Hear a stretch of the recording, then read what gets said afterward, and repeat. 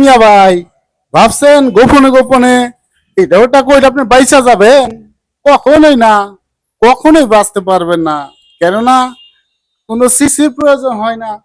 ওই যে উপরে একজন আছে না, সৃষ্টিকর্তা, যিনি সব কিছু সৃষ্টি করছে, সকল সৃষ্টির স্রষ্টা, উনি সব দেখতে পারেন, সব শুনতে পারেন। কি কি বলছেন আর কি কি না বলছেন, সব ওনার কাছে রেকর্ড আছে। বুঝতে পারছেন?